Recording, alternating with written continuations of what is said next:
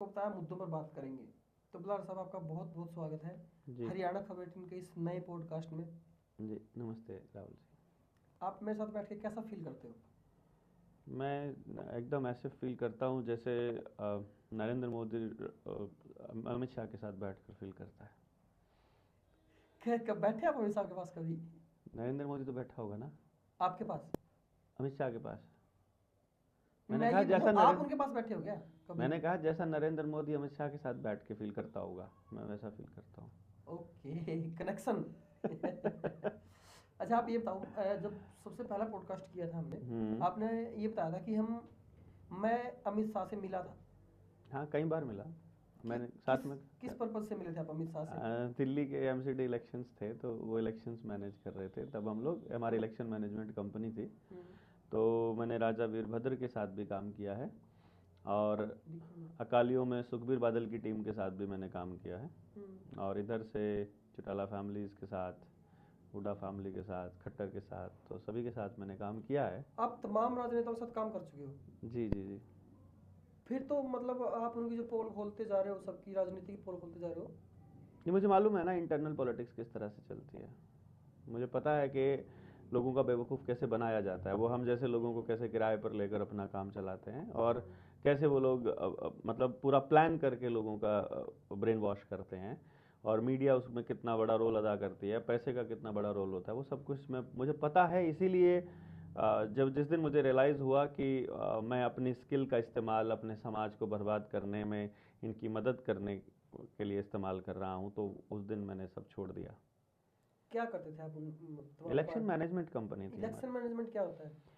Election management में क्या होता है कि कुछ लोगों को हायर किया जाता है, उनमें एक ब्रेन होता है, बाकी कुछ पैर होते हैं, कुछ हाथ होते हैं और कुछ आंखें होती हैं और दिमाग होते हैं। दिमाग तय करता है कि इस एरिया में पहले हम रिसर्च करते हैं और रिसर्च के बाद में ये देखा जाता है कि किस एरिया के लोग किस तरह से सोचते हैं।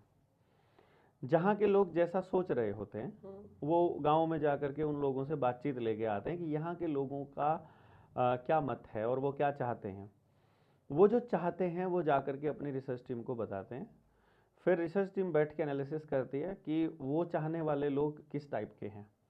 फिर यहाँ का डेमोग्राफी कैसा है, किस गांव में किस बूथ पर किस जात के वोट हैं। वो पिछले 3 चुनावों में, लोकसभा और विधानसभा दोनों में, उनका वोट डालने का पैटर्न क्या है। वो जात को देखकर वोट देते हैं, कैंडिडेट को देखकर वोट देते हैं, पार्टी को देखकर वोट देते हैं, पैसे को देखकर वोट देते हैं, दारू को देखकर, तो वो पूरा पूरा हर चीज़ का एनालिसिस होता है। अच्छा। और फिर नेताजी को बताया जाता है कि नेताजी यहाँ पर इस तरह के लोग हैं, इनको बेवकूफ़ बनाने के लिए आपको ये डायलॉग बोलना पड़ेगा, यहाँ पर आपको ये बोलना पड़ेगा, यहाँ पर ये बोलना पड़ेगा, यहाँ ये पहन कर जाइए, यहाँ ये पहन कर जाइए, यहाँ ऐसे जाकर बैठ जाइए, यहाँ उस नेता के घर जाना है, उसके घर नहीं जाना है, वहाँ उसका विरोध है, वहाँ उसका सपोर्ट है, वहाँ उसको अपने साथ मिला लीजिए, वहाँ उसको दूर कर दीजिए, उसको इतने पैसे दे दीजिए, वहाँ उसको खड़ा कर दीजिए, वहाँ उसको बिठा दीजिए। ये सारी तमाम चीज़ें तय होती हैं और उसके बाद वहाँ के समीकरण बनते हैं। इतना सारा काम मतलब एक नेता के लिए होता है इलेक्शन मैनेजमेंट सिस्टम में? ये मैंने अभी आधा बताया है। तो मतलब ये इलेक्शन मैनेजमेंट का मतलब जो सिस्टम है वो कब से चल रहा है इंडिया में? ये तब से चल रहा है जब जिस टाइम पर बीजेपी को पहली बार लाया गया था 2014 में। हाँ नहीं, 19 मतलब पूरे देश में पूरे देश में क्या था कि पहले तो कांग्रेस एकमात्र ऐसी पार्टी हुआ करती थी जिसका वर्चस्व पूरे देश में हुआ करता था। फिर जेपी आंदोलन हुआ, वहाँ लोगों ने अपने लेवल पर सत्ता पलट कर दिया। उसके बाद जेपी आंदोलन से, कांग्रेस से बहुत से लोग अलग होकर के और उन्होंने अपनी क्षेत्रीय पार्टियां बनाई। और जब क्षेत्रीय पार्टियां बनाई तो उन्होंने समाज के जो सामाजिक पदों पर बैठे लोग थे, जैसे खाप पे बैठे लोग थे, चौधरी लोग थे, गांव के सरपंच मुखिया लोग थे, मोहल्ले के मुखिया हुआ करते थे उन दिनों में कि एक आदमी ने कह दिया, उसी के कहने पर 10-12 घर जो है वोट दे दिया करते थे। तो उन लोगों ने सबसे पहले ऐसे मुखियाओं को मैनेज करना चालू किया। मुखिया जी के घर जाना, चाय पीना, फोटो खिंचाना, अखबार में फोटो आ जाना, बड़े खुश हो जाते थे मुखिया जी। अब मुखिया जी, पार्टी की बात कर रहे हो आप? सारी पार्टियां, जितनी क्षेत्रीय पार्टियां सभी। और नहीं मतलब ये कब की बातें हैं? ये मैंने बताया जेपी आंदोलन के बाद, 80 के बाद के दशक की बात कह रहा हूँ मैं।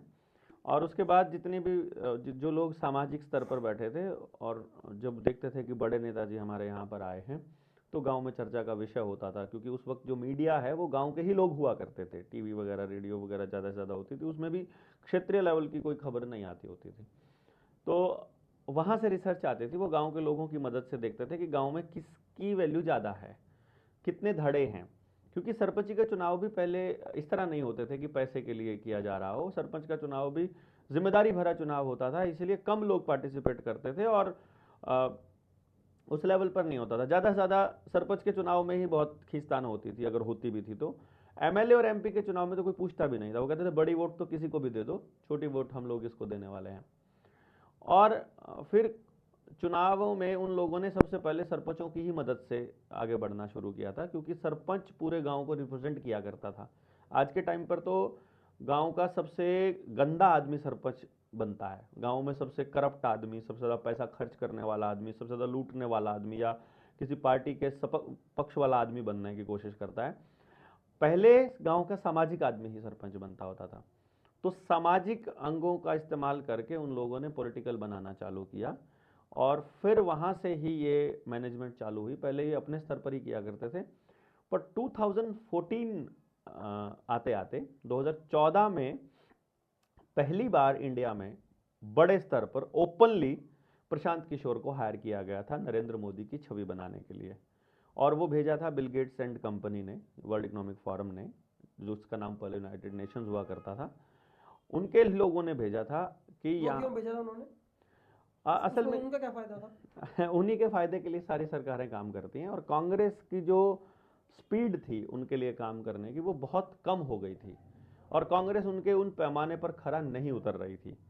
कांग्रेस डिमोनेटाइजेशन करने से मना कर दिया था, कांग्रेस ने आधार कार्ड लाने से मना कर दिया था, मतलब वो पेश कर दिया और नहीं लाए। जीएसटी लाने से मना कर दिया था, मतलब लाए, विरोध हुआ, वो कैंसिल हो गया।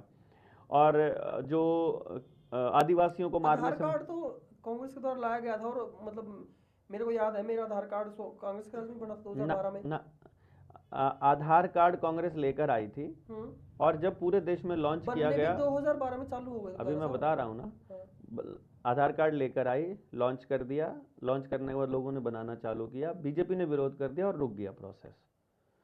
अच्छा। क्योंकि उस टाइम का आप याद करोगे, नरेंद्र मोदी का एक भाषण है, उसमें उसने बोला कि आधार कार्ड हमारी सारी गोपनीय जानकारी विदेशी कंपनियों को देने के लिए कांग्रेस लेकर के आई है, और ये बहुत सेंसिटिव जानकारियां हैं, ये किसी को नहीं पता होनी चाहिए।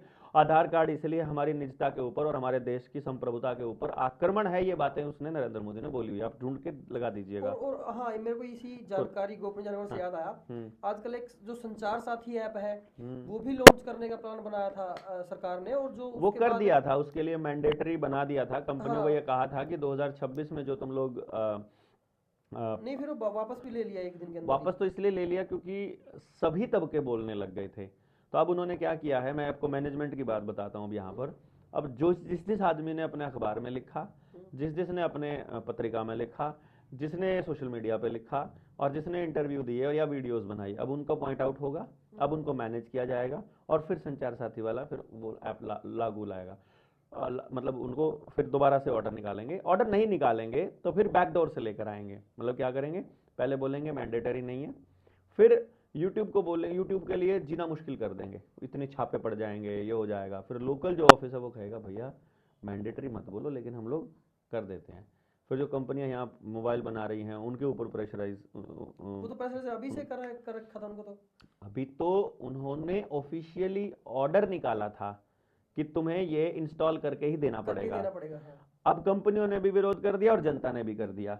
अब जनता के विरोध के बाद वो मैंडेटरी वाला है वापस ले लिया। का मुख्य रीजन जो बताया गया जनता को वो क्या था? जनता को बताया गया था कि ये साइबर सिक्योरिटी के लिए है, महिलाओं की सुरक्षा के लिए है, बच्चों की सुरक्षा के लिए है, और ये आपके पैसे की और गोपनीयता की जानकारी को छुपाने के लिए, मतलब आपकी सुरक्षा के लिए है, ऐसा बताया गया था।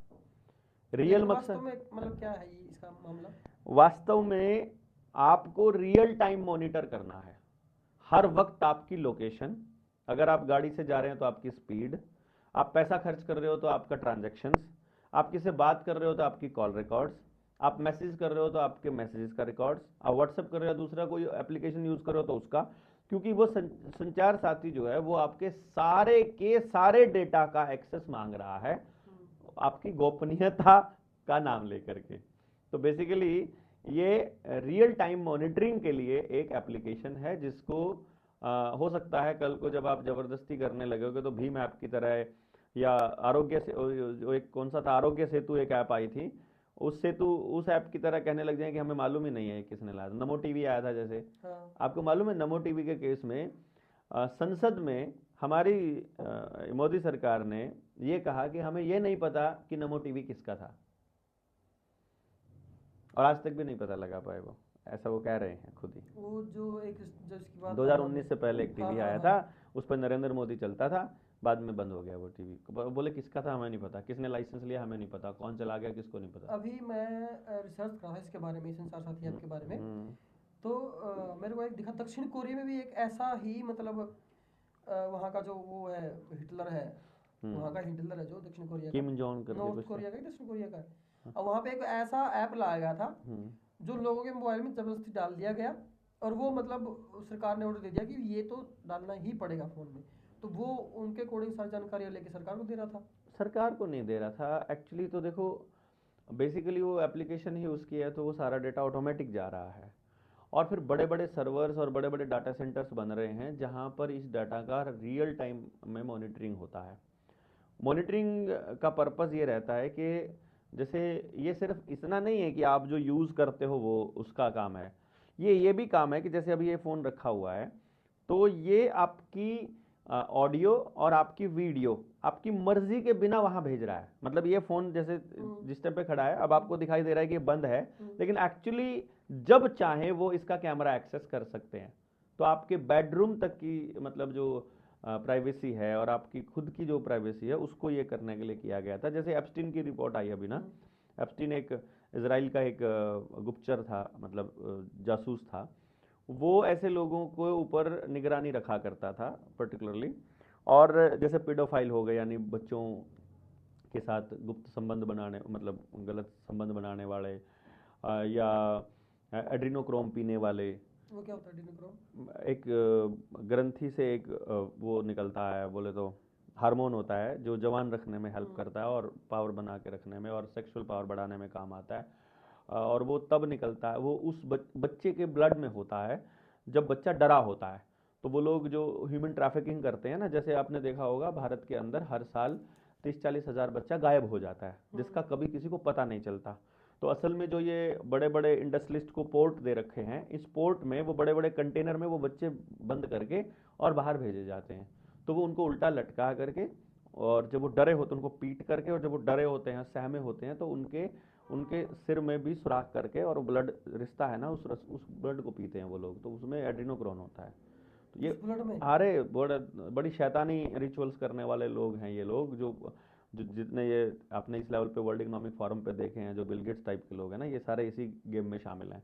और जितने ये सारे बच्चों के साथ अनैतिक संबंध रखते हैं, ये जो धारा, ये जो होमोसेक्सुअलिटी है यानी समलैंगिकता है, मैक्सिमम जो अमीर लोग रहते हैं और जो नेता लोग रहते हैं ये इस तरह की एक्टिविटीज़ में शामिल रहते हैं। तो बच्चे उनका सॉफ्ट टारगेट रहते हैं हमेशा आमतौर पे।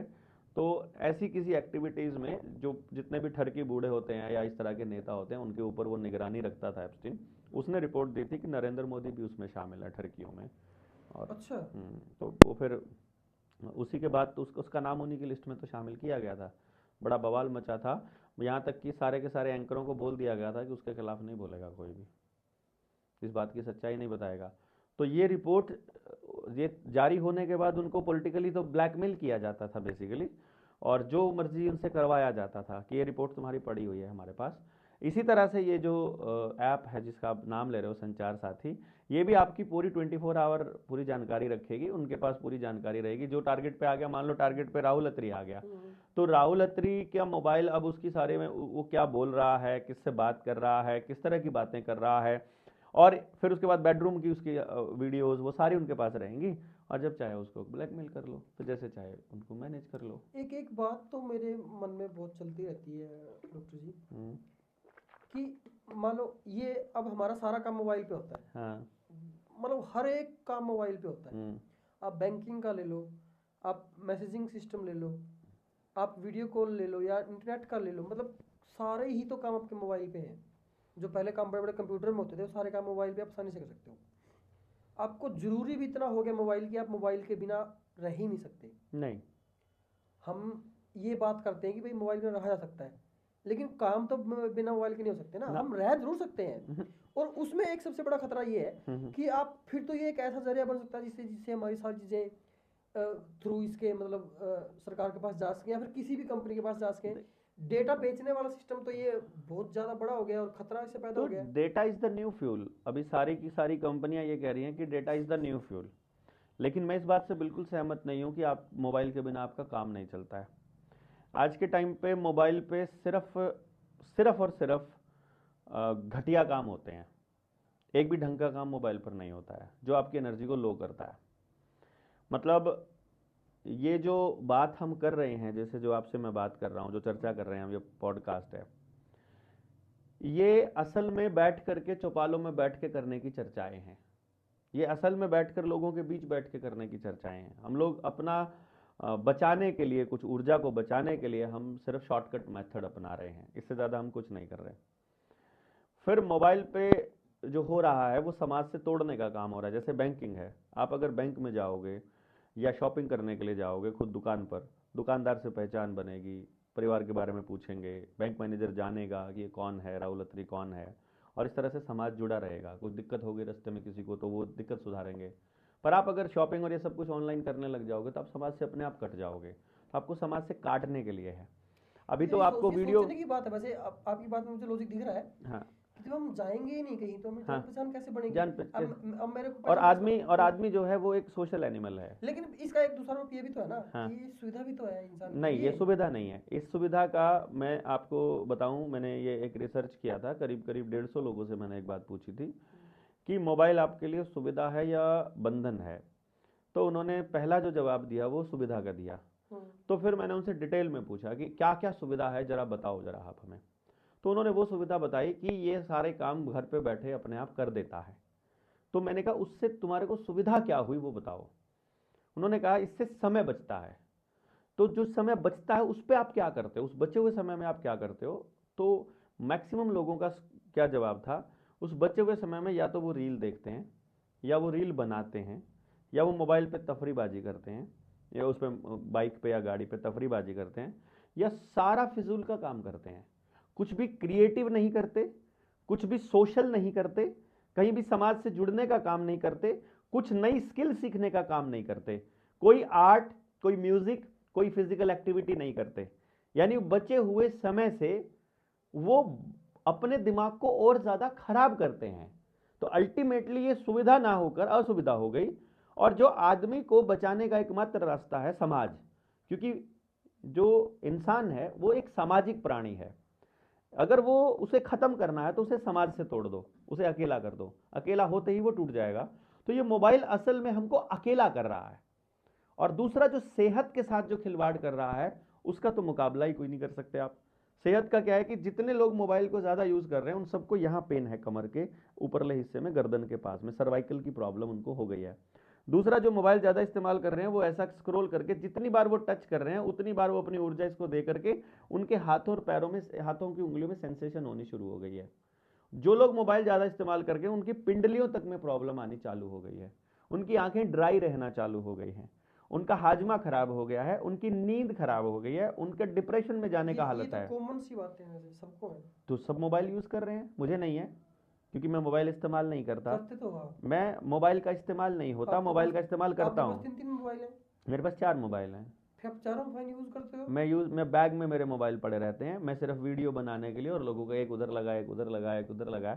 ये तो अभी किसी का अर्जेंट फोन आना इसलिए रखा हुआ, नहीं तो इस पर भी वीडियो बन रही होती, बना करके अलग अलग चैनल्स पे हम लोग डालते हैं। फोन में बात भी करते होगे, चैट भी करते नहीं करते, कोई चैटिंग, कोई बातचीत। मेरे फ़ोन का जो टोटल पूरे मेरी जो सबसे लंबी बातचीत है किसी के साथ अगर होती है तो ज़्यादा से ज़्यादा 100 सेकंड तक होती है। आपका स्क्रीन टाइम कितना है वो दिखाओगे? हाँ देख सकते हैं, आप किसी भी टाइम पे देख सकते हो। आप निकाल के नहीं, मुझे देखना नहीं आता, मैं इतना ज़्यादा डिटेल में नहीं जाता। मेरा स्क्रीन टाइम बहुत कम रहता है। मतलब अगर ज़्यादा टाइम मैं इसमें स्क्रीन टाइम अगर दिखाएगा भी तो मैं वीडियोस चला के रख देता होता हूँ बिना देखे, तो वो बढ़ेगा, उतना बढ़ेगा, अदरवाइज नहीं। मतलब मेरा स्क्रीन टाइम नहीं है, मेरे पास तो देखने का समय भी नहीं रहता है। अभी एक रिपोर्ट आई थी, रिपोर्ट भी थी और न्यूज़ भी मैंने पढ़ी थी, वो जो हिडिमा वाली कहानी है कि भाई हिडिमा को मार दिया वो नक्सली थे। नहीं, वो एक आदिवासी थे। हाँ। और वो अपने जंगल बचाने की लड़ाई लड़ रहे थे, और कल को आप अपने असंध को बचाने की लड़ाई लड़ोगे, आपको भी अर्बन नक्सली बोल करके मार दिया जाएगा। कोई भी व्यक्ति जो अपनी असलियत को बचाने की लड़ाई लड़ रहा है, जो भी अपने अस्तित्व को बचाने की लड़ाई लड़ रहा है। एक बात बताओ मुझे, हमारे देश में कोई नक्सल नाम की कोई चीज़ नहीं है। मैं आदिवासियों में रहा हूँ, मैं तेलंगाना भी रहा हूँ, हैदराबाद भी रहा हूँ, मध्य प्रदेश भी रहा हूँ, छत्तीसगढ़ भी रहा हूँ, झारखंड भी रहा हूँ, और मैं उनके बीच रहा हूँ। मैं आपको उनके साथ की वीडियोस दिखा दूंगा। जिन बच्चों को घरों से पकड़ के ले गई थी, मैं उनके घर पे रहा हूँ, और मैं उनके घर को, मैं उनके जीवन शैली को देख कर आया हूँ। वो अपने जमीन को बचाने की लड़ाई लड़ रहे हैं। वो किसी राह चलते आदमी को कभी परेशान करता, आपने कभी भी देखा है? आपने कभी देखा है कि आपने पढ़ा हिडिमा कौन है, कौन थी, मतलब जिसको मारा गया? नहीं, वो नक्सली लीडर था भाई, लड़का था वो, उसकी पत्नी थी, उसको भी मार दिया गया। वो हिडिमा नाम का जो व्यक्ति था, वो नक्सली था, आम आदमी तो था ही, वो क्या था, आपने पढ़ा उसके बारे में? अरे भाई, पढ़ना का क्या है, मैं तो उस एरिया में रह के आया हूं ना।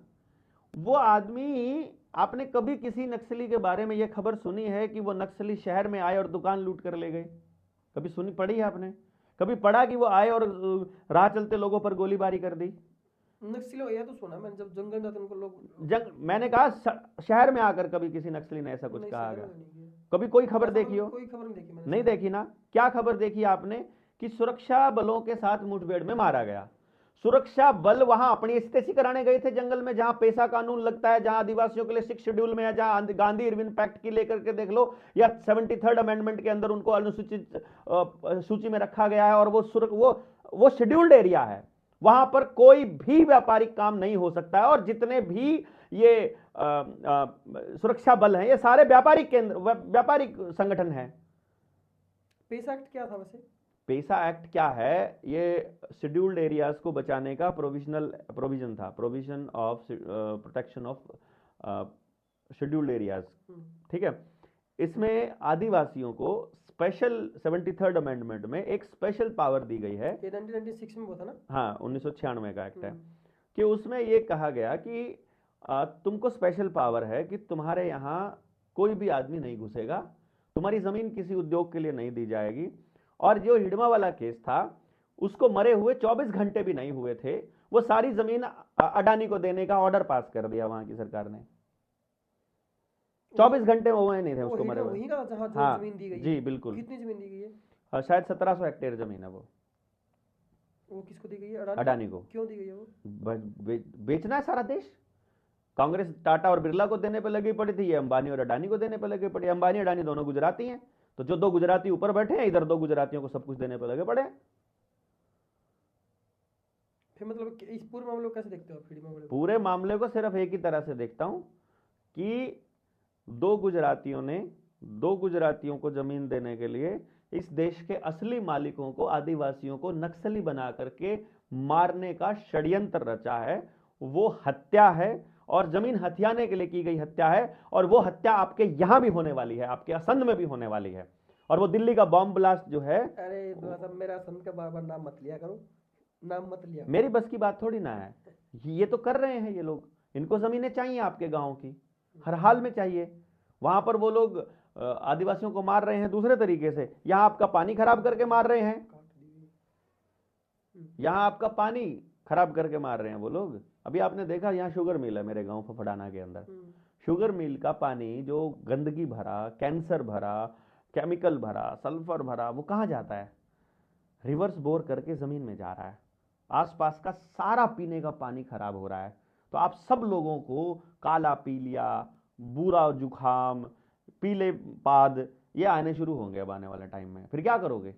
सारी पूरे के पूरे परिवार बर्बाद होंगे आपके बीमार होकर के, क्योंकि आप लोग अपने घरों में बैठ करके और सरकारों के पक्ष में या विपक्ष में बोलने की बातें करते रहते हो। कभी भी ग्राउंड पर जाकर रियलिटी को चेक नहीं करते हो और देखते नहीं हो कि आपके संतानों के लिए किस तरह का समाज बन रहा है। आपके गांव में नशे की सप्लाई हो रही है, आपके अनाज के अंदर केमिकल छिड़क के दे रहे हैं, आपको जहर भरा पूरा का पूरा रसायन दे रहे हैं खेत में छिड़कने के लिए, आपके पानी को खराब किया जा रहा है, आपका कुछ छोड़ा भी है उन्होंने, हवा को खराब किया जा रहा है, आपके पूरे सरकारी तंत्र को बेचा जा रहा है, सारे संस्थान बेचे जा रहे हैं। जिसका नाम आप बार बार ले रहे हो, कौन कर रहे हैं ऐसा? आप लोगों को सरकार दिखाई देती है, आप लोगों को कभी किसी को भाजपा दिखाई देती है, किसी को कांग्रेस दिखाई देती है, किसी को हुड्डा, किसी को चौटाला, और ये दिखाई देते हैं। हरियाणा की यदि मैं बात करूं, मेरी तरफ से उद्योगपतियों के पालतू कुत्ते हैं, मतलब मुझे जो दिखाई देते हैं, कभी ये वाला कुत्ता चला जाता है, कभी ये वाला चला जाता है, और वो जा करके उन्हीं के हिसाब से जाते हैं और उन्हीं के हिसाब से कानून बनाते हैं। और आप लोगों को ना कानून पढ़ने आते हैं, ना कानून पढ़ने सिखाए जाते हैं, ना उनके ऊपर विरोध करना सिखाया जाता है, ना बैठ के उन पर चर्चा होती है। आप अपने बच्चों को सुबह भेजते हैं, रात को आपके बच्चे वापस आते हैं, ना उनको कुछ पढ़ना सिखाया जाता स्कूल के अंदर। आज्ञा पालन वो सिखाते हैं, आज्ञा पालन ये सिखाते हैं, पूरी उम्र आज्ञा पालन में ही गुजार देते हैं हम लोग, यही सिखा रहे हैं वो आपको।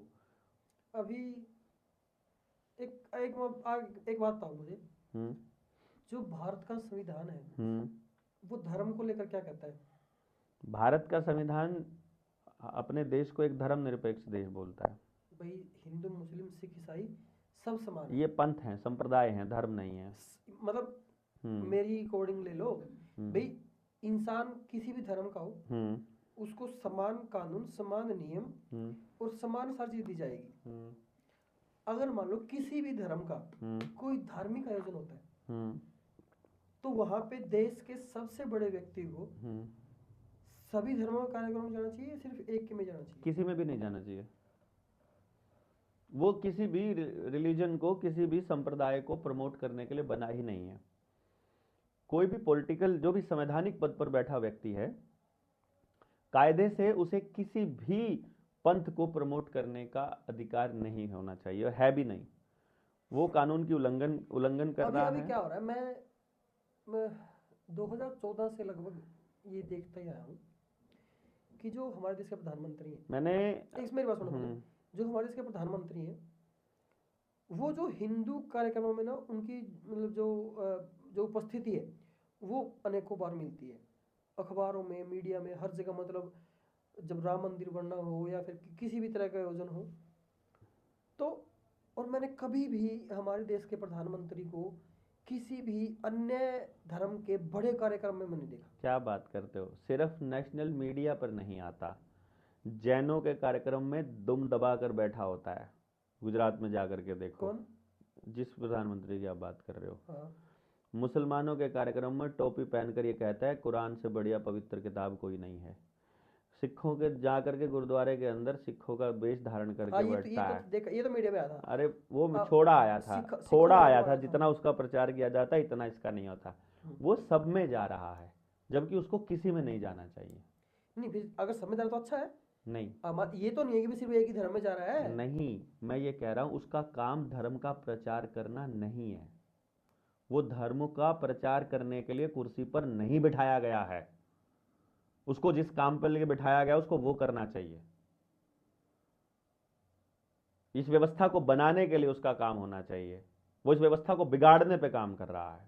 वो जा सब में रहा है लेकिन प्रमोट एक ही हो रहा है। ये गेम प्लान चुनाव से पहले फिर ये बयान क्यों आते नेताओं के, बटोगे तो कटोगे, ये होगा वैसे होगा? वो तो प्लानिंग का हिस्सा होता है। वो वहां बैठ करके बोलता है मैं कुछ नहीं बोलूंगा, तुम बोलो। वो प्लानिंग का हिस्सा होता है। कभी कभी मुझे समझ में नहीं आता कि देश का अंदर सिस्टम कैसे चल रहा है, क्या होगा क्या नहीं होगा। कभी देखो और आपकी बात सुन के तो लोग पजल हो जाते हैं। आपकी माने सिस्टम, मेरी क्यों माने? मैंने ऐसा क्या बोला? आप एक बात बताइए यार, आपका बच्चा पैदा हो गया, आपने वो किसके भरोसे पैदा किया? पहले तो ये बताओ। खुद के भरोसे। तो सरकार का कोई भी नुमाइंदा आकर के, कोई आशा वर्कर आकर ये कैसे कह सकती है इसको ये वैक्सीन नहीं लगवाई तो तुम्हारे को एडमिशन नहीं मिलेगा? ये कैसे कह सकती है कि तुम ये कागज नहीं बनवाओगे तो, डेट ऑफ बर्थ सर्टिफिकेट नहीं बनवाओगे तो तुम्हारे बच्चे की पढ़ाई नहीं होगी? ये कितना वाहियात उसका सवाल है, उसका जवाब है। और हम कुछ नहीं बोलते। वो कहते हैं जबरदस्ती कर गई हमारे साथ। सुविधा भी तो दे रहे हैं। फिर वो क्या उसके भरोसे पैदा किया था क्या? सरकार के पास सुविधा देने का मतलब वो है नहीं है। क्या है? क्या सुविधा, उसके भरोसे पैदा किया था क्या, मैं ये कह रहा हूं, क्या सुविधा है उस अगर पैसे। देश में रह रहे हैं तो वो तो करेंगे ना। अच्छा अच्छा चल ठीक है, इतना लॉजिक लगा सकते हो। हाँ। आपके बच्चे को वैक्सीन लगाने के, वो कह रहे हैं आपको ये वैक्सीन फ्री दे रहे हैं। दो लॉजिक है यहाँ पर, क्या कंपनी भी फ्री दे रही है? कंपनी तो नहीं दे रही, सरकारी तो दे रही है। सुनो, कंपनी क्यों देगी? कंपनी फ्री नहीं दे रही, उसको पैसा कौन दे रहा है? कंपनी को। हाँ, जो जिनको वैक्सीन बेचेंगे उनको वो देंगे। कौन दे रहा है? अभी जब आपको फ्री लग रही है तो उसको कौन दे रहा है? कंपनी सरकार को। तो दे रही है। सरकार कहाँ से दे रही है? टैक्स के पैसे से। टैक्स किसका? हम दे रहे हैं। तो हम अपने आप नहीं दे सकते अपने बच्चे के वैक्सीन का पैसा? हाँ, आप ही दे रहे हो। फिर कैसे दे सकते हैं जब देश के अंदर अमीरी और गरीबी का स्तर इतना वो अप एंड डाउन है, कितना डिफरेंस है देख लो आप। अच्छा चल ठीक है, मतलब आर्थिक असमानता कितनी चलो है मान देश लेते के हैं, अंदर। चलिए मान लेते हैं आर्थिक असमानता है, गरीब आदमी नहीं दे सकता है उस वैक्सीन का पैसा और अमीर आदमी दे सकता है, ठीक है। अब गरीब आदमी को जिसको वैक्सीन लगी थी उसका बच्चा मर गया या उसका बच्चा बीमार हो गया या किसी और बीमारी से बीमार हो गया, तो क्या आप भी सरकार फ्री में इलाज करती है उसका?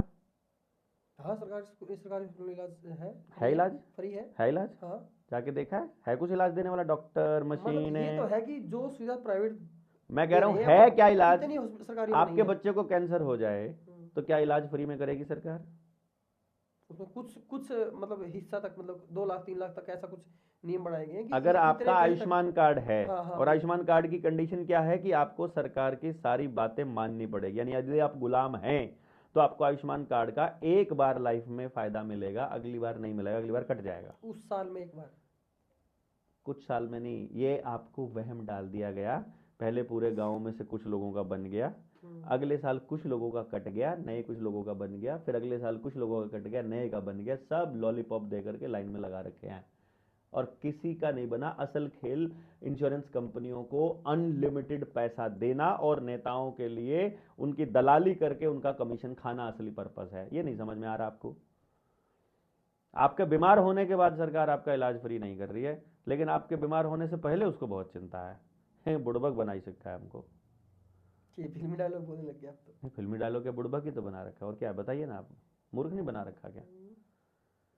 भाई पहले तो आपका इतना दिखाते हैं हम आपकी बहुत चिंता करते हैं, होने के बाद कुछ नहीं है। मेरा एक साथी है, 6 साल की बेटी उनकी, सरकार ने कहा वैक्सीन लगवा लो। पहले उनको वैक्सीन के बारे में पता नहीं था और सारा खेल नहीं पता था, उन्होंने वैक्सीन लगवा ली।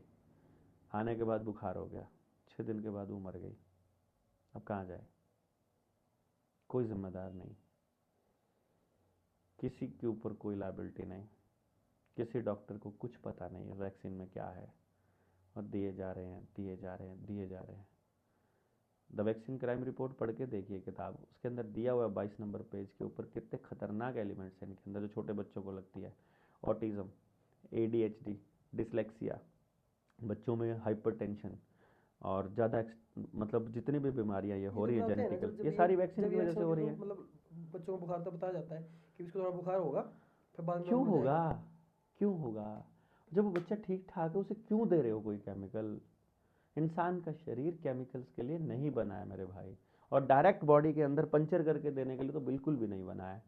और ये हम लोगों को सिखाने वाला कोई नहीं है गांव के अंदर। कितनी दुखद स्थिति है। मैं कब कह रहा हूं आपको कि आप मेरी बात मानो? मैं ये कह रहा हूं आप आओ डिबेट में बैठो ना। मैं खुला चैलेंज देता हूं, जितने हरामखोर एग्रीकल्चर यूनिवर्सिटीज के प्रोफेसर और साइंटिस्ट है वो हमारी एग्रीकल्चर के बीज खत्म कर रहे हैं। NDRI जैसे संस्थान हमारे डंगरों के बीज खत्म कर रहे हैं, और ये जो राक्षस बैठे हैं डॉक्टरों की शक्ल में, ये वैक्सीन लगाने वाले, ये हमारे बच्चों की नस्ल खराब कर रहे हैं और आपको पता ही नहीं है। जितना खाने का सामान है, ये पूरा आसंद का मार्केट उठा के देख लो, एक दुकान आपको मुझे दिखा दो, एक सिंगल दुकान पूरे असंध के अंदर जिसमें मिलने वाला सामान आपकी हेल्थ के लिए ठीक हो। और क्या इस सरकार को नहीं मालूम है?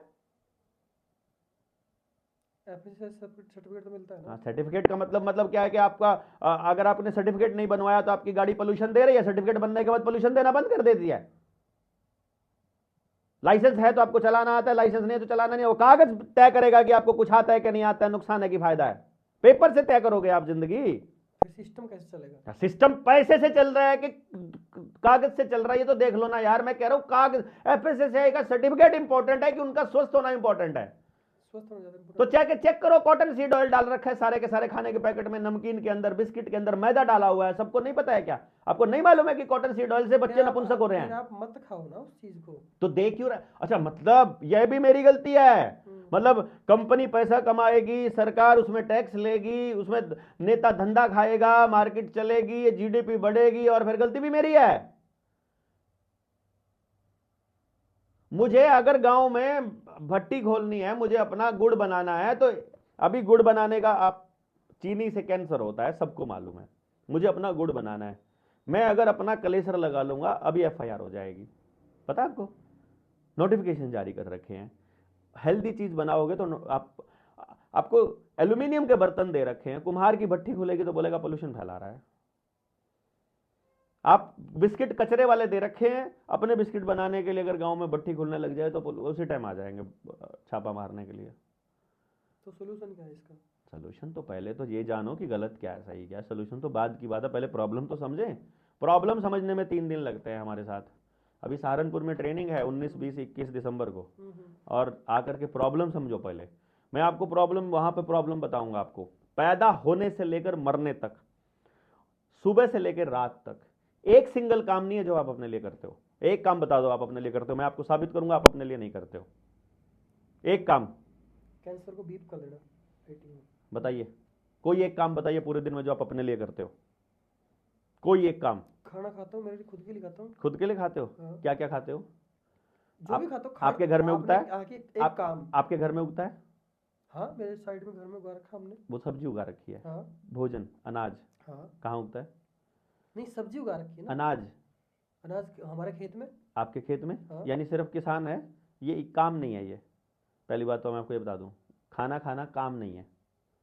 आपने ये बोला कि जो भी आप करते हो। मैं कह रहा हूं खाना, मैंने कहा एक काम बता दीजिए जो आप अपने लिए करते हो। एक काम बताइए। मैं कमाता हूँ, मतलब जो भी काम करता हूँ मेरे लिए तो करता हूँ। कैसे कमाते हो आप? जो भी मेरा पैटर्न है, जो भी मेरा सिस्टम है। क्या है? मैं यहाँ तो नहीं बता सकता क्या है मेरा कमाने का सिस्टम। चलिए मैं आपको इतना बता देता हूँ, आपके कमाने से एंड रिजल्ट क्या निकलता है? मेरे कमाने से मेरा परिवार चलता है। नहीं चलता है आपका परिवार आपके कमाने से। आप जो कमाते हो मैक्सिमम उसका पार्ट केवल और केवल बड़ी बिग जायंट कंपनीज को जाता है। जैसे मान लीजिए, मैं एग्जांपल लेता हूँ, इस मोबाइल को ले लेता हूँ। आप कह रहे थे आपका सारा काम इस पे चलता है, यानी कि इस पे data company, telecom company, YouTube, Facebook.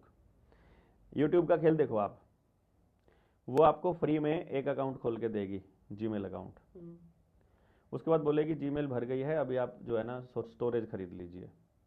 फिर आप स्टोरेज नहीं खरीदते हो, बार बार नोटिफिकेशन आते रहेंगे। मैंने कभी नहीं खरीदा। कोई बात नहीं। फिर यूट्यूब चैनल आता है, वो आपको फ्री में दे रही है यूट्यूब चैनल, और फिर कहते हैं उसको मोनेटाइज कर लो। अब उसको मोनेटाइज करते हैं और उसके ऊपर एडवर्टीजमेंट चलती हैं और बंदा देखता है और आपको पैसा मिलता है मोनेटाइजेशन के बाद में। देखने वाला बंदा जब देख रहा होता है तो उसके सामने ऐड आ जाती है। ऐड आती है तो कंपनी को बेनिफिट होता है। उस बेनिफिट में से कुछ पार्ट वो जिसका चैनल है उसको देती है, कुछ पार्ट अपनी इनकम में से। अगर वो बंदा देख रहा है और उसको ऐड नहीं चाहिए तो उसको खरीदना पड़ता है, प्रीमियम लेना पड़ता है, बिना ऐड फ्री वाला लेना पड़ेगा। यानी कि वो क्या कर रही है, आप देख रहे हो तो जिसका मतलब कंपनी को दे रही है पैसा और जिसका चैनल है उसको दे रही है, और आप अगर एडवर्टीजमेंट नहीं देखना चाहते हो उसका भी पैसा ले रही है।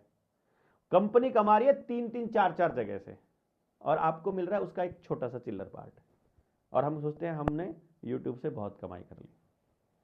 फिर तो ये है, मान लो कोई भी कंपनी अगर चलती है तो बेनिफिट तो के लिए ही चलती है। अल्टीमेटली हम अपने लिए नहीं कर रहे ये काम, हम अपना हिस्से का रख के संतुष्ट हो रहे हैं, लेकिन असल कमाई तो किसी और की हो रही है।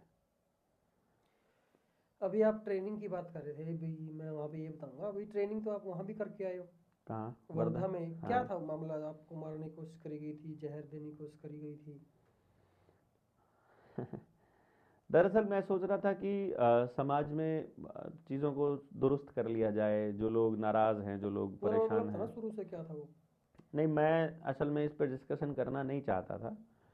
परंतु मैंने 30 तारीख को वहाँ पर एक बोला भी था कि मैंने जिनको मेरे से नाराज़गी है मैं माफ़ कर रहा हूँ और सबसे माफ़ी मांग रहा हूँ, ये बोल दिया था मैंने। क्या परंतु उसके वो बाद कौन थे वो लोग जिससे हम माफी मांगे थे, क्या हुआ था? दरअसल क्या है कि महाराष्ट्र में कुछ लोगों ने ये प्लान बनाया कि जो हम बैंकिंग वाला सिस्टम है उसके थ्रू लोगों के घर बचाने के लिए हम लोग आवेदन लगाया करेंगे, और उस आवेदन को लगाने के लिए प्रधानगी मुझसे मांगी गई कि बलारा जी आप हमको प्रधान डिक्लेयर कर दो कि हम देखेंगे महाराष्ट्र। हम्म, हमने बोला कि नहीं, अभी नहीं, अभी समय नहीं है। इस तरह से बातें चलती रही, काफ़ी प्रेशराइज किया गया हम लोगों को, लेकिन मैंने मानी नहीं बात। अल्टीमेटली किसी बात के ऊपर सामने वाला नाराज़ होकर के और वो अब उसी चीज़ को खिलाफ बोलने लग गया। मतलब पहले जो चीज़ खुद आगे आकर के बोल रहा था, पहले जिस चीज़ के लिए उसको क्रांति नज़र आ रही थी, अब उसको बेईमानी नज़र आने लगी और उसने हमारे ऊपर अनर्गल आरोप लगाने चालू कर दिए। बातें हो गई आ गई, उसने कई प्रोग्राम ख़राब करने की कोशिश की, खूब इंटरव्यूज़ दिए, खूब बोला, और हमने देखा कि यार कोई फ़ायदा नहीं है। आ, मतलब इस तरह से तो कल को कोई तीसरा आ जाएगा आरोप लगाने, फिर कोई चौथा आ जाएगा, फिर कोई छठा आ जाएगा, तो हम जीवन का बहुत बड़ा हिस्सा उनको जवाब देने में ही लगे रहेंगे। तो हमने कहा कि जो हमारे साथी हैं उनको कोई डाउट है तो आप पूछ सकते हैं, बट ऐसे अरे गरे किसी नत्थु खैरे का जवाब हम लोग नहीं देने वाले हैं। और फिर इस प्रकरण के अंदर जो था, जहाँ पे हमारा कार्यक्रम होना था, वहाँ के आयोजकों को चिट्ठी लिख के डाला गया, बोला गया कि वो उसको अगर तुम लोग परमिशन दोगे यहाँ काम करने की तो तुम भी उस ठगी में हिस्सेदार बनोगे, और उनको भी चोर बोल दिया। फिर उनके ट्रस्टीज़ को भी बोल दिया, बजाज फैमिली उनके ट्रस्टीज़ भी हैं उस जगह पे, वहाँ के सारे सामाजिक संगठनों को, राज ठाकरे को, प्रदीप दीक्षित को, और तमाम तरह के उस वर्धा के सारे संगठनों, ABVP, VHP, ये विश्व हिंदू परिषद, मतलब Bajrang Dal, RSS, BJP, local प्रशासन, सबको चिट्ठी डाल के बोल दिया कि ये तुम्हारे खिलाफ बोलता है, मोदी के खिलाफ बोलता है, अमित शाह के खिलाफ बोलता है, और इसको यहाँ से भगाओ। और 4 दिन तक हम लोगों ने कोई परमिशन वगैरह किसी से नहीं ली थी। पुलिस रोज़ आती थी, पूछती थी तुमने परमिशन क्यों नहीं लिया। हमने बोला हम क्यों परमिशन लें, हम कोई प्रोग्राम, कोई राजनीतिक प्रोग्राम नहीं कर रहे हैं, सड़क पर नहीं जा रहे हैं, किसी को कुछ नहीं कह रहे हैं, हम बंद चार दीवारी के अंदर बैठ करके हम अपना काम कर रहे हैं। तो चौथे दिन जैसे ही हम लोगों, वो पूरा प्लानिंग के तहत, मतलब उन्होंने प्रेशराइज किया पुलिस प्रशासन को, प्रेशर करवाया मतलब पॉलिटिकली, और हमको बोला गया कि तुम हमें कुछ तो लिख करके दे दो कि हम क्या कार्यक्रम कर रहे हैं। तो हमने बोल दिया कि हम ये इस तरह का कोई एक सामाजिक सत्संग कर रहे हैं और इसमें ये मुद्दे होंगे हमारे, जो रोटी बेटी माटी खेत खेड़ा खाप जल जंगल ज़मीन जानवर और शिक्षा स्वास्थ्य न्याय राजनीति खेती और धर्म, ये सारे सारे मुद्दे हमने उनको बता दिए। उसके बाद उन्होंने हमको, हमारे साथियों को चुपचाप आ करके 168 का नोटिस देना चालू कर दिया। क्या होता है 168 का नोटिस होता है, सेक्शन 168 होता है कि तुम यहाँ कार्यक्रम कर रहे हो, तुम इसमें शामिल हो, और अगर यहाँ कुछ भी हो हल्ला होता है तो तुम जिम्मेदार होंगे इसके सारे के सारे। तो उन्होंने 10-15 साथियों को 168 का नोटिस दे दिया। तो उसके बाद वो आए वहाँ पर एक्चुअली हमारा प्रोग्राम खराब करने के लिए, हो हल्ला करने के लिए। एक आदमी वीडियो बनाने के लिए, एक हो हल्ला करने के लिए, और तीसरा खाने की टेबल पे कुछ डालने के लिए खाने वाले मटेरियल में, और चौथा पुलिस वालों के साथ। मतलब ये 4 लोग आए थे बेसिकली, 3 दिन में से पकड़े गए थे। साथियों ने पकड़ लिए, जेब में देखा उसके एक कैप्सूल है, कुछ बीज हैं, मतलब शायद जमाल गोटे के, मतलब, और कुछ केमिकल, कुछ पाउडर है, आई डोंट नो मतलब वो क्या था, सही बताऊं मैं आपको। लेकिन वो जिस साथी ने पकड़ा था उसने बिल्कुल क्लियर कहा था कि ये जहर के अलावा दूसरी चीज़ नहीं हो सकती है। हमने कंप्लेंट करी पुलिस को, हमने वहाँ पर लोगों में बहुत गुस्सा था, कहीं ऐसा ना हो कि इसको ज़्यादा चोट मार दें, कुछ बड़ा नुकसान हो जाए। तो ये तय किया गया कि इसको पुलिस के हवाले ही कर दो ताकि सुरक्षित निकले, यहाँ से सुरक्षित निकलना बड़ा ज़रूरी है। लोग थे नहीं मूड में उसको ऐसे फ्री जाने देने में, तो फिर भी हमने पुलिस को दिया। और फिर इसी दौरान मतलब मेरी पत्नी के साथ भी उसने हाथापाई भी की, उसके साथ भी उसने, तो उन्होंने वहाँ पे सारा कंप्लेंट भी दिया था बाकायदा। उस कंप्लेंट को भी उन लोगों ने चेंज करवाया वहाँ की लोकल एडमिनिस्ट्रेशन और लोकल BJP और RSS के साथ मिल करके। बाद में जब वो लोग वहाँ गए तो हमने पुलिस वालों को वो पाउडर और वो सब थमा दिया। क्या तो था वो पाउडर में? वो बोले हम जांच के लिए भेजेंगे, और जांच के लिए कुछ भेजा ही नहीं, कुछ दोबारा ना हमारे को वापस किया उन्होंने, वो सब ले गए। वो कहते आप पता नहीं किसके पास था, पता नहीं कैसे कैसे करके ले गए वो लोग। तो अब ऑथेंटिकली हमारे पास तो वो अगर होता तो हम सारी दुनिया को दिखा देते। लेकिन जिस तरह से वो भागे थे और जिस तरह काम था, क्योंकि उसको आशीष ने और विकास ने पकड़ा था, हमारे जो दो साथी थे उनको ही मालूम था। मैं ट्रेनिंग में मतलब जिस वक्त वो लोग पकड़ा था उस टाइम पे मैं अंदर ही था, हॉल के अंदर ही। बाद में वो पुलिस में भी वही लोग गए थे, मैं आया नहीं था। उन्होंने मुझे बोला था कि आप लोग जाओगे तो समय ख़राब होगा आने जाने में, तो आप यहाँ पर रहिए, हम लोग जा आते हैं। लेकिन उनके साथ वो चीटिंग करके मिल करके वो सब कर गए, लेकिन समाज का बहुत बड़ा नुकसान होने से बच गया। इसका मतलब हम लोगों को ये शांति है, ये चैन है इस बात का, नहीं तो बड़ा नुकसान हो सकता था। वो वो लोग आपके प्रोग्राम को खराब करना क्यों चाहते थे, क्या मतलब था उसका? मतलब वो पहले आपके साथ थे वो लोग? वो पहले हमारे साथ थे, हम्म। फिर मैंने अपने आप को उनसे अलग कर लिया। अब वो तड़प रहे हैं किसी तरह से देवेंद्र हमको बातचीत के लिए बुला ले और हमें अपने अंदर शामिल कर ले, जिसके लिए मैंने उनको मैंने साफ एक साफ वीडियो बोल दिया। देखी थी, उसमें ये कहा कि देवेंद्र बल्लारा जेएसएम का पार्ट है ही नहीं। कौन? कि देवेंद्र बल्लारा जेएसएम का पार्ट है ही नहीं। हाँ, वो उसके उसके वाले जेएसएम का नहीं होगा। बाकी मैं तो डे वन से जो काम कर रहा हूँ मैं तो वही कर रहा हूँ, उसी तरह से कर रहा हूँ। जेएसएम की ऑफिशियल जो स्टेटमेंट्स हैं, ऑफिशियल जो बातचीत हैं, ऑफिशियल जो ट्रेनिंग्स हैं, वो जेएसएम की जहाँ हो रही हैं वहीं हो रही है, डे वन से वही सेम पैटर्न पे चल रहा है। उसने अपना अलग बना लिया होगा, वो तो बड़ा नाम होता हुआ देख करके कोई भी आदमी नक्काल बन के अपना दुकान खोल ही लेते हैं, क्या दिक्कत है? बड़ी आपके कंपनी की ऊपर नकल आ जाए। ये भी आरोप लगाया कि ये तो सारा पैसों का खेल है, ये मतलब पैसे वैसे ऐंठने में और अपना अपना ही देखने में कर रहा है सारा काम। बता दे कहीं पे कोई पैसा, कोई मेरे पास बैंक बैलेंस में है, कोई ज़मीन जायदाद मकान किस चीज़ में हो, या मैंने कभी किसी से लिया हो, किसी से भी। पूरी दुनिया में मैंने आज तक कभी किसी से कोई पैसा नहीं लिया। फिर आपने वो कार्यक्रम पूरा किया? कार्यक्रम पूरा हुआ, 1 तारीख को हम लोग ख़त्म करके आए। आप 1 तारीख को आए थे? हाँ, पूरा कार्यक्रम ख़त्म हुआ। वो आप ये बता थे वहाँ की फील्डिंग सेट हो रखी है हमारे लिए। हाँ, तो फिर हम लोग मतलब कार्यक्रम पूरा हुआ ना 30 तारीख को। वो बात अलग है कि कार्यक्रम को करने की रणनीति हमारी क्या रही, वो अलग पॉइंट है। वो जो सीआईडी आपके खिलाफ थी या मतलब मोर्चे के खिलाफ थी, क्या था रॉक वो? भी थी वहीं पर, सीआईडी भी थी, आईबी भी वहीं थी, अंदर ही लेडीज भी 4-4 5-5 लोग सीआईडी के अंदर ही बैठे हुए थे वो लोग।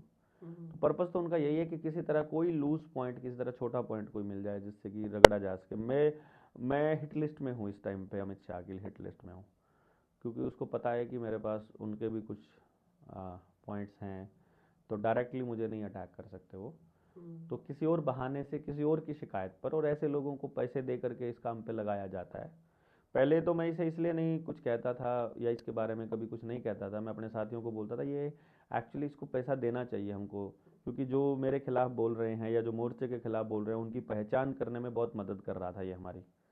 तो अभी भी वो वही काम कर रहा है। अच्छी बात है कि हमको अपने बीच के आस्तीन के सांप निकालने में काफ़ी मदद मिलती है ऐसे लोगों की मदद से, जो लोग ऐसे खिलाफत करते हैं, मुखालफत करते हैं।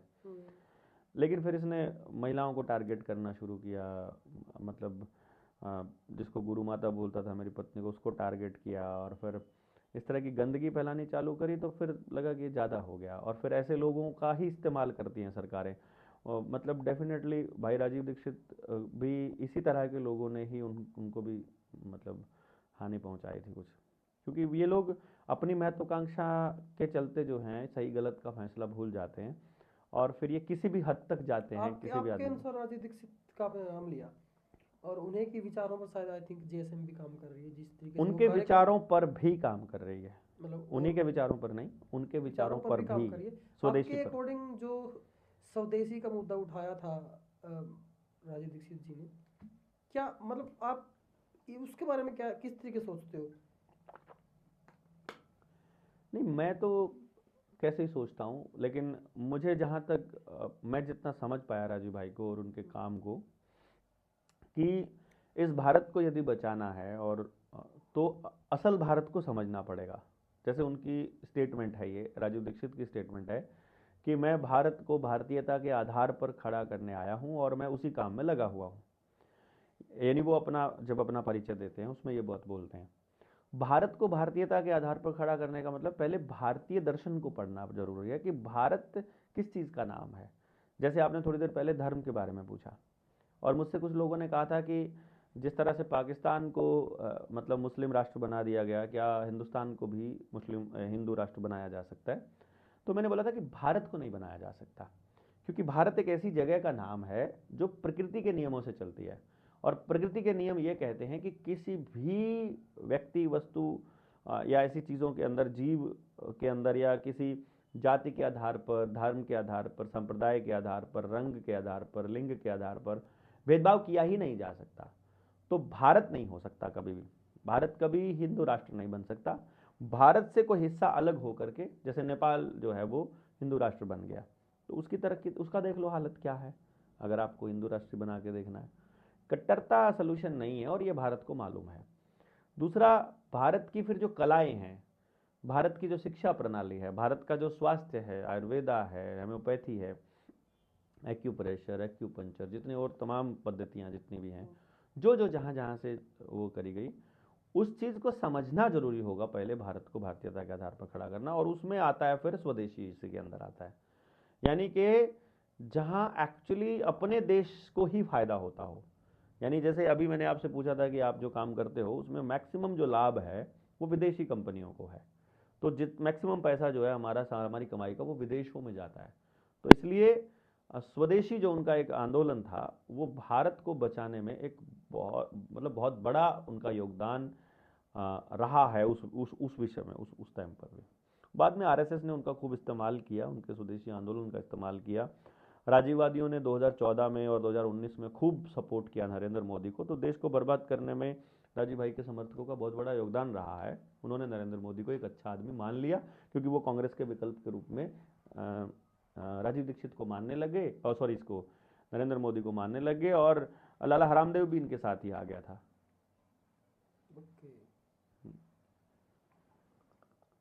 और अभी एक चीज़ और देखी, जब अभी एक ये हुआ, हमला हुआ, विस्फोट हुआ लाल किले के ऊपर, मतलब फिर वो आरडीएक्स मिलना, फिर आरडीएक्स की जगह उसको अमोनियम नाइट्रेट बता देना और पहले कह रहे वो तो हादसा था। अब वो हादसा नहीं, फिर उसके बाद जो वो बिहार में वोट मांग के नहीं, उसके बाद जो मिला था वो सामग्री मिली थी, जो विस्फोटक सामग्री मिली थी, उसका फिर जब टेस्ट के लिए गया वहाँ पे, तो उधर ही ब्लास्ट हो गया, उधर ही लोग मारे गए है ना, कितना कमाल की बात। क्या था वो जैसे विजय रूपाणी को मारने के लिए जहाज का एक्सीडेंट करवाया गया, और पायलट के ऊपर आरोप लगा, और पायलट भी साथ में मर गया, कोई सबूत नहीं बचा। ब्लैक बॉक्स से जानकारी आने की आप कह रहे थे, शायद अब तक तो आ गई होगी, आपके पास तो पहुंच गई होगी कि ब्लैक बॉक्स से मिल जाएगी सारी जानकारी। अब तक तो नहीं आई है, आएगी भी नहीं, पता नहीं चलेगा कैसे हुआ था। ठीक है, अब रह गई बिहार चुनाव के। तो बिहार का ये दिल्ली में बम ब्लास्ट हुआ, बोलते ही मैंने बोल दिया था कि जो कल वोट मांगेगा इसके ऊपर समझ लेना वही उसके अंदर खिलाड़ी है। अब देखो कितने कमाल की बात होती है, दिल्ली में बम ब्लास्ट हुआ, किस दिन हुआ? जिस दिन बिहार चुनाव प्रचार बंद हो गया। चुनाव प्रचार बंद हुआ 5 बजे, और शाम को 7-8 बजे के आसपास, ये मेरे ख्याल से 6 बजे के ऐसे कुछ ब्लास्ट हो गया। अब उस ब्लास्ट के बाद में अगले दिन सुबह जो है नरेंद्र मोदी वो उन घायलों को देखने नहीं आए। अगले दिन नरेंद्र मोदी नेपाल पहुंचे, और नेपाल में जाकर भाषण दिया दिल्ली बम ब्लास्ट के ऊपर। भूटान, सॉरी, हाँ, भूटान गए, और भूटान से bomb blast, Delhi bomb blast के ऊपर मतलब भाषण दिया। कितना कमाल आदमी, क्योंकि यहाँ पे देगा तो आचार संहिता का उल्लंघन हो जाएगा, वहां जाकर दिया, और सारी मीडिया ने चलाया भूटान में। और फिर यहाँ से जो सामग्री थी, अब बाद में लिपापोती करने चालू की कि भाई तुम लोगों को पता नहीं चला, तुम्हारी सीआईडी कहाँ थी? वो बोलेगी ये तो नहीं, ये तो हादसा था बेसिकली। फिर रिसर्च करने के लिए उसको ले गए जम्मू। ठीक है, जब जम्मू उसको लेकर के गए, वहां जिस थाने में उसकी जांच हुई, उस थाने में बम ब्लास्ट हो गया। तो वो कहते सारे सबूत मिट गए। मतलब बिहार चुनाव से पहले दिल्ली में लाल किले के पास हुए बम ब्लास्ट के सारे सबूत जम्मू के ब्लास्ट में जलकर भस्म हो गए। और इति सिद्धम किसने करवाया था? आपको नहीं समझ में आए तो भाई मैं क्या करूं, हम इतने बुड़बक नहीं है। बिहार चुनाव फिर भाजपा जीत गई प्रचंड बहुमत से। बिहार चुनाव में घपला करके वो जीत गए, और ये इस इलेक्शन ने, इस बम ब्लास्ट ने केवल परसेप्शन बनाने का काम किया है। जीतने का काम तो एसआईआर के जरिए, बीएलओज के जरिए, अधिकारियों के जरिए, निर्वाचन आयोग के, बीएलओ से याद आया, देश में इतने बीएलओज की मौतें हो रही हैं, कोई आत्महत्या करा, कोई कैसे, मतलब इतनी मौतों का कोई मतलब इसके ऊपर कार्रवाई नहीं हुई अभी तक। अभी तो मतलब इतने बीएलओ की मौत कैसे हो सकती है एकदम? प्रेशर बहुत ज्यादा है उनके ऊपर, और एक और सारी रिस्पांसिबिलिटी। बीएलओ की मैंने वीडियो देखी, वो मतलब आत्महत्या करने से पहले वीडियो बना रहा, रो रहा है वो। वो तो सर इनको तो मतलब जितने सरकारी कर्मचारी हैं ना, इनको तो अभी सबको ही आत्महत्या कर लेनी चाहिए, सभी को, मतलब जितने भी हैं। क्योंकि मैंने अभी देख रहा हूँ सबके ज़मीर मर चुके हैं, सब अपने ही देश को बर्बाद करने पे लगे हुए हैं। उनके अधिकारी उनको ज़बरदस्ती गलत कामों में एंगेज करके रखें और वो भी रिश्वत ले करके और या गलत काम करके वो उनकी बातों को मान रहे हैं। ईमानदारी से कोई अपने देश के लिए काम नहीं कर रहा है, समाज के लिए, तो इनको तो मर जाना चाहिए सबकी, सभी को। बाकी रही बात एसआईआर के मामले में बीएलओस के ऊपर प्रेशर की, उस मामले में तो मतलब जो बीएलओस के ऊपर किस तरह का प्रेशर है उनके ऊपर, क्या प्रेशर था? उनके ऊपर प्रेशर ये है कि आपको ये रिपोर्ट जमा करानी है। अब गांव का आदमी फॉर्म नहीं भर रहा है, लेकिन उधर उतने फॉर्म तो रोज जमा हो जाने चाहिए। ये ऑर्डर है? हाँ, ये ऑर्डर है, या तो इतने इतने वोट काटो या इतने वोट नए बनाओ। नए बनाने हैं वो बीजेपी के समर्थकों के बनने हैं, फर्जीवाड़े से बनने हैं, फर्जी बनाने हैं, अपने ये इतने बनाने हैं और बना के वो देने हैं रिपोर्ट। अब वो कहाँ से लाए आदमी, कहाँ से लाए फोटो, कहाँ से लाए नाम, कहाँ से लाए एड्रेस? बीएलओ बीएलओ कोई एड्रेस अरेंज करना है, बीएलओ कोई फोटो लेके आनी है, बीएलओ कोई आदमी लेके आना है, बीएलओ कोई नाम छांटना है और उसकी वोट बनानी है और बताना है बीजेपी के कार्यालय में बीजेपी के अधिकारी को कि हमने तुम्हारे इतने फर्जी वोट बना दिए हैं। ये प्रेशर है। बीएलओ को बीजेपी कैसे हैंडल कर रही है? अरे क्या बात करते हो, किसको नहीं कर रही है बताओ तो। नहीं, इस डायरेक्ट थोड़ी हैंडल कर सकती है बीएलओ को बीजेपी अरे पार्टी। भैया क्या, सरकारी अधिकारी कर सकते हैं। कौन है बीएलओ? स्कूल का मास्टर है बीएलओ। और मास्टर जी गांव में नेताजी जो गमछा टांग के चलते हैं और भैया जी करते हैं, उनके आगे बोलने की हिम्मत है मास्टर जी की? सबसे मरी हुई कौम हो चुकी है अब मास्टर। अब अध्यापक और शिक्षक की गोद में अब प्रलय नहीं पलता है, अब वहाँ मिड डे मील पड़ता है, अब वहाँ कीड़े लगा गेहूँ है, अब वहाँ सड़ा हुआ स्कूल है, टॉयलेट्स हैं, और अब वहाँ एक फर्जीवाड़ा है पूरा एजुकेशन सिस्टम का। आज शिक्षा नहीं है वहाँ पर, तो उस ऐसे आदमी को कंट्रोल करना बहुत आसान है। ऐसे लोग हैं वहाँ, शिक्षक तो है ही नहीं है, शिक्षा तो चल ही नहीं रही, नौकरी करने वाले नौकर बचे हैं वैसे खाली। कितनी मतलब अजीब बात है ना कि सरकारी मास्टरों को भी मतलब बहुत सारे अलग सरकारी कामों में लगाया जाता है। वैसे ड्यूटी उनकी तो सिर्फ टीचर्स की सरकारी होती है। मास्टर को पढ़ाने के अलावा बाकी सब काम करने पड़ते हैं। वैसे इस मामले में मैं कई इसमें बार रहा हूँ, मैं कई बार डिपार्टमेंट में रहा रिपोर्ट हूँ। मैंने देखी है, लोग जो जो सरकारी टीचर हैं मैं वो तो रहा हूँ ना। कई बार हड़ताल भी करते हैं कि भी हमसे ये वो करवाया जा रहा है, हमसे वो करवाया जा रहा है। हड़ताल तो करते हैं खाली नौटंकी करने के लिए, उनका असलियत से कोई लेना देना नहीं है। वो तो मैंने देख लिया, मैं तो सिस्टम में था, तो मैं अपने यूनियन के साथियों को क्योंकि बोला। आप भी टीचर थे। टीचर मैं इसलिए तो कह रहा हूँ ना, मैं यूनियन का डिस्ट्रिक्ट प्रेसिडेंट था और मैं अपने साथियों को बोला करता था कि यार हम लोग असली मुद्दे कब उठाएंगे? अभी तो सैलरी बढ़ाने का, महंगाई भत्ता बढ़ाने का, छुट्टियां देने का, नॉन टीचिंग में ड्यूटी ना लगाने का, ये इस टाइप के तो हम सारी डिमांड उठा लेते हैं। ये वाली ACR लगाने का, वो सब लगा लेते हैं, वो सब कर लेते हैं हम लोग। लेकिन असल मुद्दे कि बच्चे की ज़िंदगी हम अपने हाथों से बर्बाद कर रहे हैं, ये बात समाज को कब बताएंगे? And nobody is ready. तो मुझे तो नौकरी इसलिए छोड़नी पड़ी। कब छोड़ दी आपने नौकरी? 2012 में। 12 में। तो 12 से आज 26 होने वाला है। 14 साल हो गए। 14 साल हो गए नौकरी छोड़े। 14 साल में क्या एक्सपीरियंस लिया आपने, अगर आप एक लाइन में बताओगे तो? एक लाइन में बताना है। किस चीज़ का? जिंदगी का एक्सपीरियंस, मतलब यूनिवर्स का एक्सपीरियंस। हाँ, नौकरी छोड़ने के बाद अद्भुत रही मेरी ज़िंदगी, कमाल की। मैं नौकरी कर रहा होता तो मैं अब तक आत्महत्या कर चुका होता, क्योंकि मैं ऐसे दम घोंटू ज़िंदगी नहीं जी सकता। मैं आज़ाद हुआ, मुक्त हुआ, मैं अपने तरीके से काम कर पाया। आज मेरे साथ लगे हुए टीचर्स की सैलरी 1.25 लाख रुपए के आसपास है, जबकि मेरा एक एक अपॉइंटमेंट अब 1.5 लाख रुपए का है। मेरी किताब आ जाएगी तो एक अपॉइंटमेंट 2 लाख का हो जाएगा। अब किताब कौन सी आएगी आपकी? किताब की लॉन्चिंग की तारीख हमने रखी है 23 मार्च 2026 या 8 जुलाई 2026। क्या किताब का नाम क्या होगा? किताब का नाम तो मुझे नहीं मालूम है, लेकिन वो आपके जीवन की नए अध्याय लिखेगी।